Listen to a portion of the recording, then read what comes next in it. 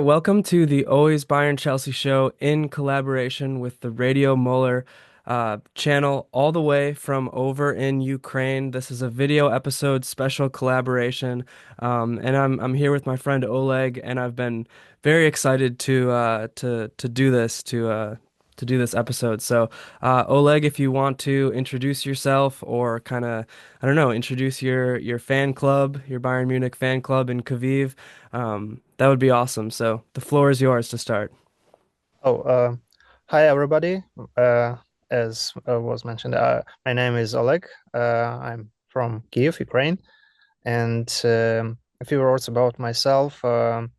I'm a big fan of FC Bayern from 1999 and co-founder of FC Bayern fan club in Kyiv, and also I'm administrator of Radio Muller YouTube channel. So hello. Yeah, awesome. Yeah, if you're watching this video on the Always Bayern Chelsea channel and you have not checked out the Radio Muller channel, check it out. It is not in English, of course, but what I do is I watch it with subtitles on. So some good stuff going on over there. And yeah, I just want to say thank you for reaching out and joining me here today. I think it's awesome. The global football community is something that's so fun and cool to be a part of. So, yeah, if there's anything you want to say, just kind of to start it off about that unique aspect of football where it's such a global thing, you know. Last time we chatted, you talked to me about being a citizen on planet football, and I Yeah. don't know, that stuck with me. I like that sentiment. Before moving forward, I just want to say that we have list of YouTube shorts on Radio Muller channel, and it doesn't require your native language is English or any other. You can just view is and have some fun. Well, yeah. Moving forward, what can I say? My journey with FC Bayern started in 1999. It was my first Champions League, and FC Bayern was playing with such teams like Dynamo, Kyiv, Kaiserslautern, and moving to Champions League final in Barcelona. They unfortunately lost that final because Fergie time.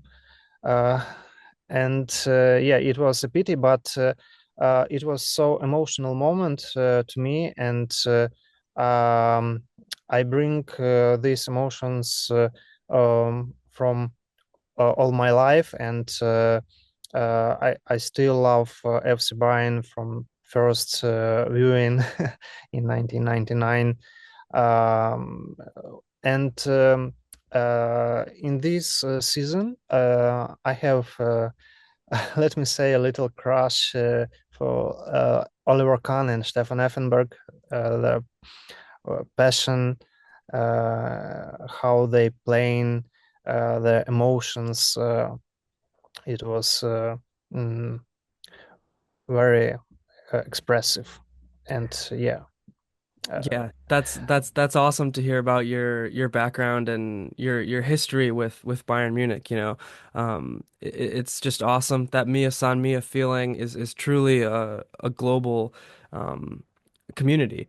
And that's one of the best things in my mind about FC Bayern is just yeah, the global community that it brings. And I'm just kind of curious how is it starting up a fan club in Ukraine, you know, I mean, luckily for me, being in Milwaukee, Wisconsin, we do have a lot of German heritage here. So, you know, a lot of people who kind of settled in this area are originally from Germany. So, I think it's, you know, we have the old German beer hall down in downtown Milwaukee, and that's a fun place to watch games. And nowadays, everything is on ESPN as long as far as the Bundesliga goes in America. So, yeah, how is it over there in Ukraine? You know, starting up the fan club and bringing that community to life. Well, it was pretty interesting story because here in Ukraine we have a lot of fans from different clubs um, Italian top clubs, English or Spanish, and um, not so much people looking for German football, and FC Bayern in particular.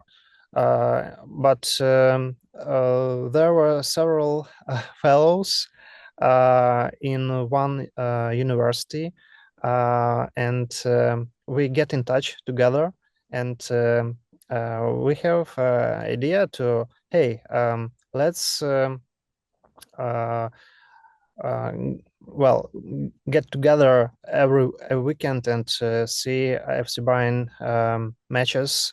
And it was 2010, the season where when FC Bayern was playing in the Champions League final two. With Inter Milan. Surprise, surprise. Funny. Um, it was beginning. I couldn't say that our community is a biggest fan club in Kyiv, but we are, and we are proud to be here and uh, 15 years old. It's Wow. it makes sense to move forward, to be a member of FC Bayern community. Yeah, it sounds like a great community, and yeah, that's a good solid history you got going on there. So that's just completely incredible. Um, and yeah, I mean, you mentioned some of those big personalities that you kind of fell in love with watching Bayern Munich all those years ago. How do you feel about how the team is looking so far this season? Obviously, even since the last time we spoke, which was I think last week, there's been so much news. I mean that's always how it goes with Bayern Munich. But yeah, just kind of give me a few of your thoughts about how things are going this season so far. Obviously, there's a new manager and so much to talk about. Sure. A few words about this season. It's pretty interesting to view how company um, upgrade himself as a coach. Um, I have no um, big um, um, well. Before the season, I couldn't say that it will be very positive season because company has no much experience with top clubs, and everybody knows how he became coach of FC Bayern. And there were less positive thoughts before starting. But for now, I could say that I'm satisfied with company, with a team in general. Yeah, we have some problems, especially with backline, and yeah, I think that these problems could be resolved in future, next season, for instance. We need to make some upgrades, maybe some transfers. Um, but in general, this season is not so bad as I expected. Yeah, you know, I'm right there with you. I certainly had my doubts about Company going into this season just because, you know, how would he react to the big stage of Bayern Munich? It's not the same coming from Burnley. Um, Everything about Bayern is different. You have to deal with huge egos from guys in the locker room, guys that have won more than you have, guys that have won everything in the sport of football are playing for Bayern Munich. And you also have to deal with the media. You have to deal with the sporting directors as well as the supervisory board. I mean, there's so much that's different when it comes to Bayern, obviously being the biggest club in Germany. Um, and that's not even to mention in a sporting sense, you have these huge Champions League matches to coach for, and you have a title to try to win in the league. So I wasn't sure about Company. Last summer I would have wanted someone like Xabi Alonso or Hansi Flick to come back. Those were my top two guys who I would have wanted as manager. But also like you, I've been pleasantly surprised with Company. I think there certainly are some holes in our team and our game, like you said. But overall, I'm pleasantly surprised. I think that Company's done a lot of things well. I think he's done a very good job managing the locker room. I think he's done a very good job managing the media. I like his playing style overall, and I think he has convinced the players of that as well. I think he's won over the players. I think I would like to see him embrace rotation a little bit more. I've been calling for that this season, and now we're at this point where we have all these injuries. I'm not blaming him for that. Injuries are partially luck, partially management. There's a lot that goes into it, but I think next year there will have to be more rotation. Um, but yeah, overall, I'm happy at this point in the year, and there's still a lot to play for right now. That's for sure. A league title, a Champions League. It's gonna be fun. Yeah, I agree. Absolutely. Yeah, I'm also happy with how he has, I think, mended some relationships with key guys. I think Joshua Kimmich, for example, last year under Thomas Tuchel, I don't think Kimmich was happy at all. I think Company totally mended that relationship. I think there's guys like Alphonso Davies, Dayot Upamecano who have made big strides under Company. I think these guys look a lot better this year than they did last year. So. Um, I'm happy overall. Like you said, I agree with the defensive holes. I think there's certainly some shoring up that back line will need for next year, and I think maybe one more attacking player. I don't know what you think about that, but I'd like to see one more attacking player and as well as some defensive upgrades. Yeah, um,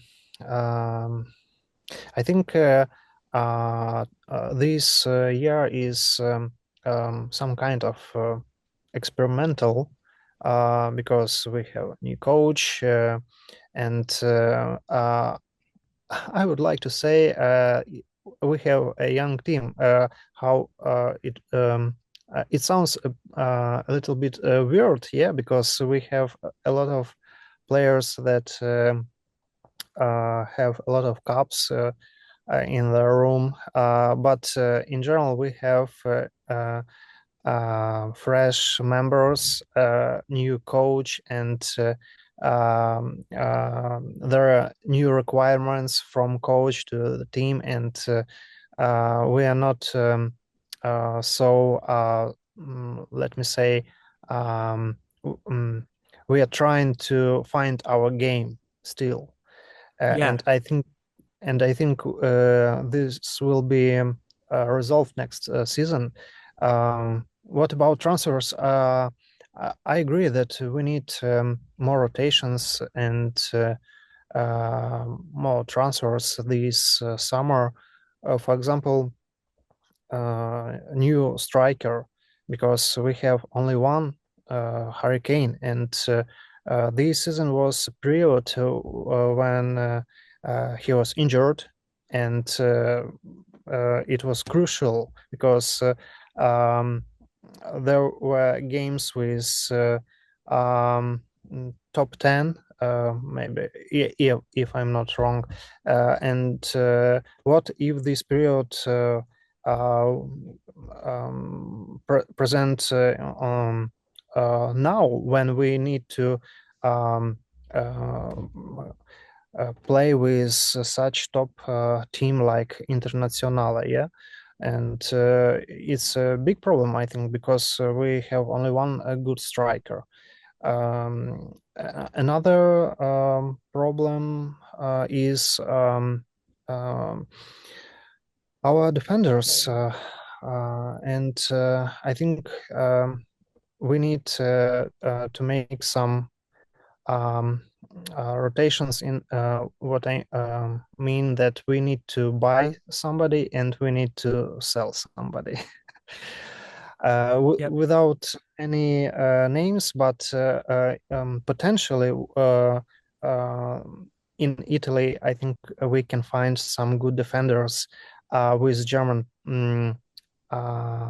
passport from actually from Inter and AC Milan. We have two Germans national players. Um, Chow and Jan Bisek. They are pretty. Uh, they are young and they have a good potential. So maybe we can make some shopping in Italy. In Italy this summer in Milan. Yes, I agree with you 100% on both of those fronts. And yeah, you're right. We saw it this season when Harry Kane was out, how different that attack looked, and really just there was a lack of production without Kane. You know, he's the main man. And you know, you have these pseudo striker options. You know, obviously you have someone like Tell who's now on loan, but he's not really a traditional striker. Gnabri's not really a traditional striker. Muller's certainly not a traditional striker. And you saw that lack of production when Kane was injured, and even when Kane is banged up and still playing, you know, there have been matches where you notice he's a little bit slower, and even in those matches, Bayern's attack is so handicapped. But I agree with what you said too about the defense. I think bringing in one of those guys would be just so vital for rotation, especially because you know, you see our defense now, and we're struggling to find players who are healthy enough to play, and a lot of guys are playing out of position, and you know, the ones that are healthy, like Kim, for example, is playing through Achilles tendonitis and a bad back and a cold, and you know, so uh, I agree with you there, totally. So 6 points ahead of Leverkusen in the league right now. How do you think we stand in the Bundesliga going into these last six matches? um, Pretty good because we are going to get one more championship. And I hope Harry Kane will win his first cup in his Me too. career.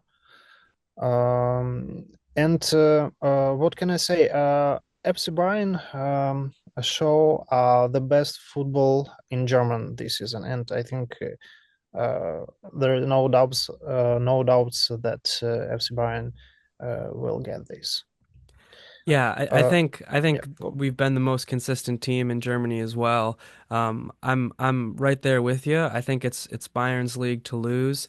I'm a little bit worried with all the injuries because if we keep having, you know, basically every day there seems like there's a new injury. So if that keeps happening, I'll be a little bit worried. But I think overall, I think it is Harry Kane's time to win that trophy.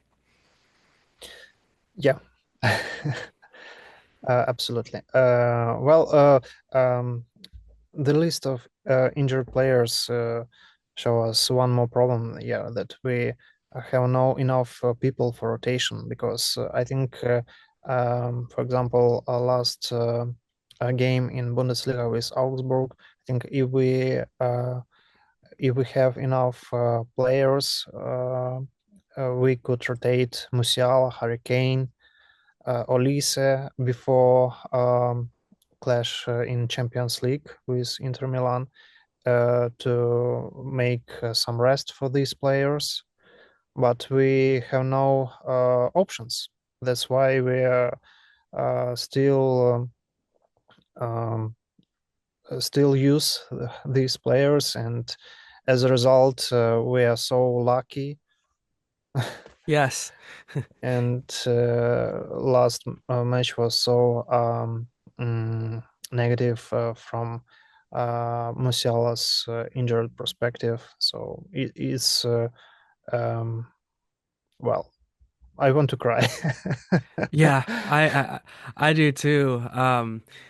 Yeah, I mean it's rough, and yeah, like I said, I think it's still our league to lose, but I'm getting more and more nervous each day with all of these injuries. But something else I wanted to talk to you about that really changed since the last time we spoke was Thomas Muller, and now Musiala is injured, so maybe Muller's services will be needed more this year. But obviously, the big breaking news of the week, and you have the Radio Muller channel, so I want to get it right from you. How do you feel about Bayern Munich not offering Muller a new deal, and this being his last season with the club? Well, it's mm, Müller is a legend, and Yes. um Thomas Müller is a kind of player that I would like to use if I'll be a coach. I want to have such player in my team because it's a player who can assist, who can score, who can work in the fence. Um, Great player. I think uh, it's not right decision from FC Bayern club. Uh, well, um, I want to cry once again because um, he is a great player, great man, and he has multiple records. Um, well, hard to say something when you're trying to um, make some um, analyzes what he brings to FC Bayern these last 15 years. And it was very hard uh, to read this message. Yes, I agree with you, and I think between the two of us, there's going to be quite a few tears going these in these coming weeks because, yeah, I too am super sad about that. Um, I think he got a bad deal from the club. I think um, that he has won everything for the club and has earned the right to retire or leave in the way that he wants to. Um, Even from a sporting sense, I think he still has a use to the team. I think he's so creative and he's so good at breaking down a defense. I think that he would be useful even as a rotational piece, um, so that next season we wouldn't end up in this situation that we're in now, where Kane and Musiala have to play every single match. And obviously, we saw Musiala now is out for what will likely be the rest of the season. I mean, maybe he could come back for the Club World Cup or for the Champions League final if we were to make it there. But essentially, Musiala is probably done now. Um, and then from a financial perspective, I get that he's not worth the amount of money that you're probably paying him, but I don't see why Bayern Munich didn't offer him a contract at all. I think Yeah. they should have offered him, uh, you know, a contract with a pay cut or whatever. But yeah, I talked about this a few times so far on our show, but I think that you could make up any money you want in a marketing sense, merchandising his last season. I think you could sell kits or you could, I don't know, really just make up a ton of money through social media and ticket sales and whatnot. So, um, yeah, it's sad to me. I think that in the past, Bayern Munich has been known for treating their legends well and really living up to that Mia San Mia. Um, uh, mentality and feeling, but this move doesn't feel in line with that to me. Yeah, and from my side, I could add that I couldn't imagine Thomas Muller in another jersey. Yeah, me neither. Yeah, what do you think is next for him? Do you think he's going to go to the MLS or somewhere else, or do you think he's gonna retire after this year? Well, yeah, I think MLS could be a good option because we know that some players from Bundesliga, in particular, are going to MLS when they're going to be 30 plus, like Marco Reus. So Yeah. why not? Yeah, I worry that the level of competition in the MLS might not be something that he something that he's looking for, but from a selfish perspective, it would be nice to get to see some matches, if he goes to the MLS. The closest MLS team to me would be the Chicago Fire, but Minnesota has a team as well. I've heard rumors that he might go to FC Cincinnati, which is about 6 hours away by car from Milwaukee. So, Pretty uh, close. yeah, not too bad. Yeah, or I think the rumors that I heard are Cincinnati or San Diego or maybe LAFC, but um, yeah, I think if he wants to go somewhere to live a beautiful life. I think San Diego might be the best city for that, but I guess I'm rooting for Cincinnati since that's closer to me. We'll see. Yeah, yeah, we will. Why don't we switch gears here now, and just talk about the Champions League quarterfinal because that's coming up so soon here in a couple of days. Bayern Munich versus Inter. How are you feeling about that? What are your thoughts? Well, I'm a little bit nervous because we have a lot of injured players, uh, and this breaking news about Thomas Muller is also makes some, I think, negative impact on um, um, Bayern Munich clash with Inter Milan. But anyway, there are still chances for FC Bayern.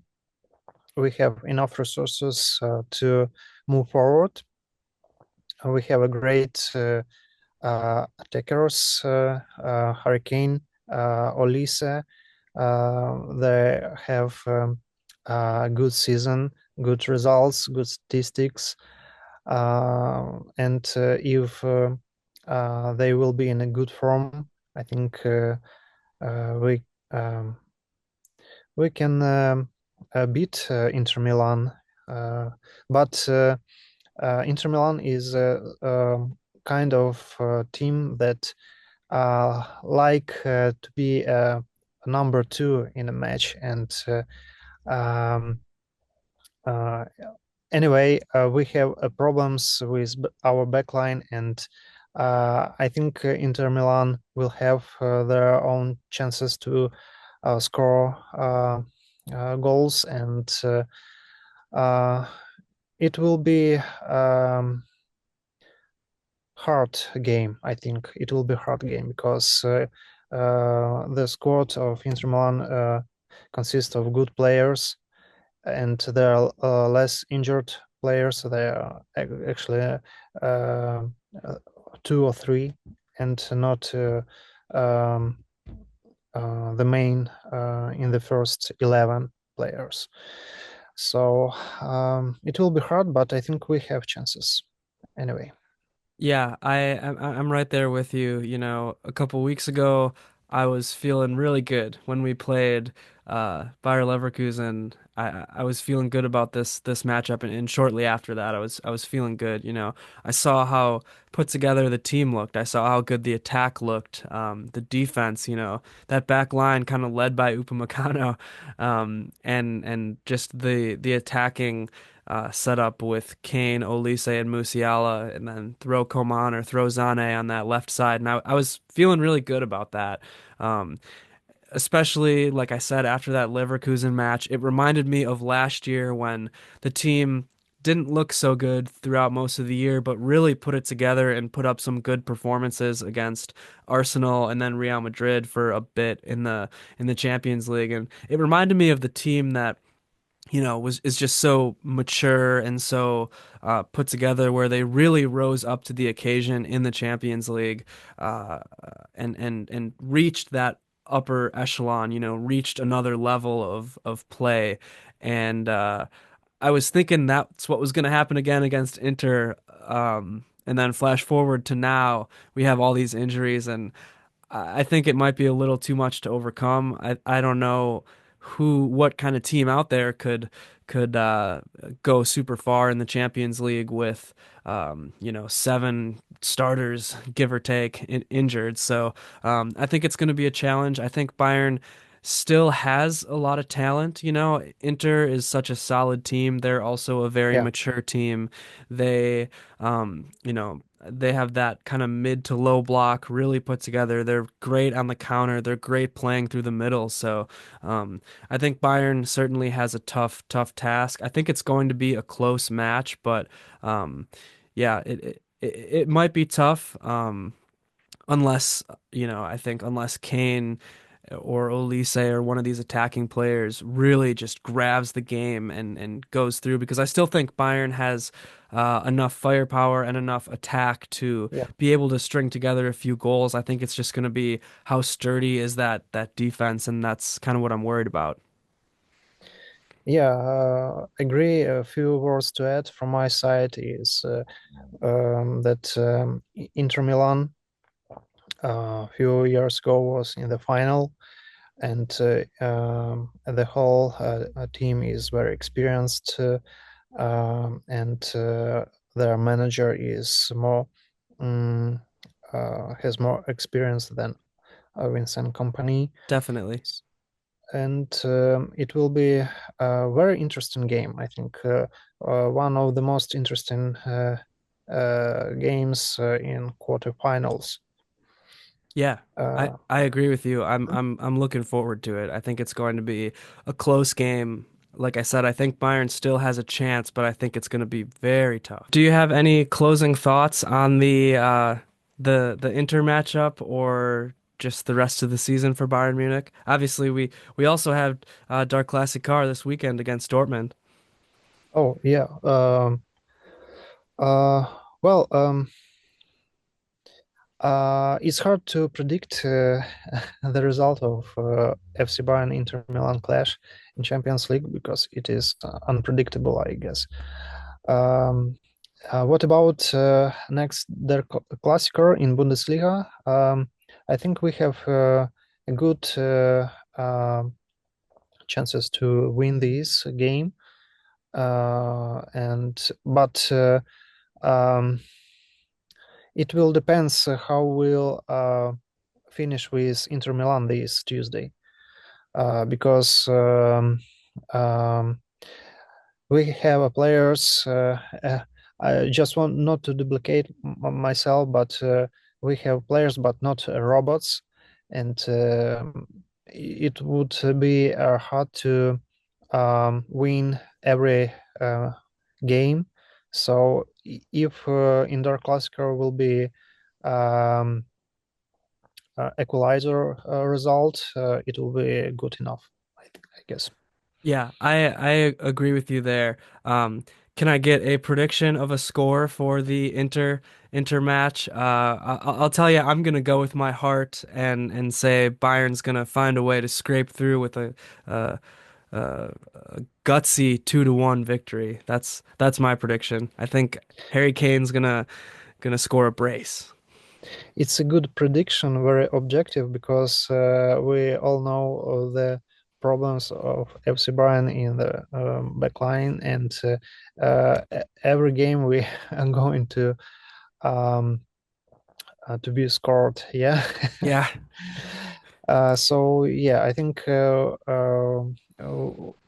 if Harry Kane and Olise will find their own game on Tuesday, we'll have a good result. Yeah, I agree with you there. I think those two are crucial.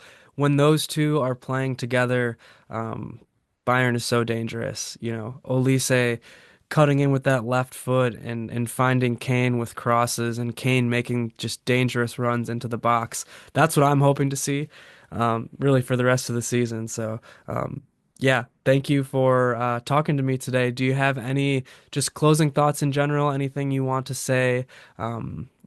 Before we stop this episode here. Well, nothing special. I just want to say thank you for your time, for your participation Yeah. in is really uh, uh, well, I'm happy to find um, FC Bayern fan from United States because I know that in United States the football or soccer is not the most popular um, sport in this country, and is it's very attractive to speak with you and to find some thoughts, some common thoughts, and I hope we'll make some next episodes in the future.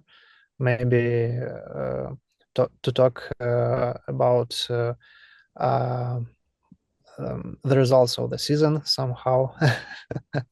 Yeah, I'm looking forward to it too. I think we'll definitely have to meet up again and do some more episodes. Maybe I'll be more of a guest on your on your channel at some point.